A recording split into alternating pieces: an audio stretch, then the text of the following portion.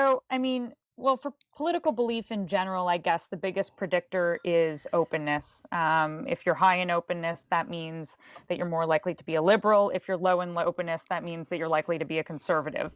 The next trait that we get is with conscientiousness, the aspect orderliness. If you're higher in orderliness, you're more likely to be a conservative. If you're low in orderliness, you're more likely to be a liberal. So, the one of the big things that came out of our lab though is that political belief isn't just a single dimension. So it's not just that if you don't just have conservatism on one end and liberalism on the other. And instead, it seems to be like maybe there's two dimensions, maybe three. So on the one dimension, we get something like on the conservative side, masculine independence.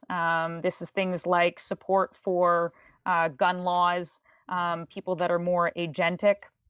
They believe that they can go out and actually create their own future or do things in the world, or they have control over their environment, that they're able to create things. On the other side, you've got individual freedom, which is more like one of the traditional liberal values, which is the higher openness, low in orderliness.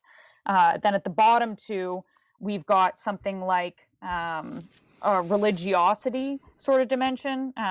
Sometimes, if you go really to the extreme on that end, you get something like right wing authoritarianism.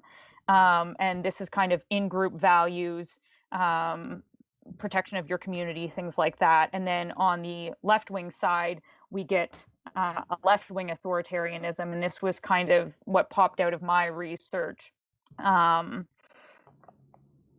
and on there, you get something like high levels of compassion, high levels of orderliness as well, and low levels of openness.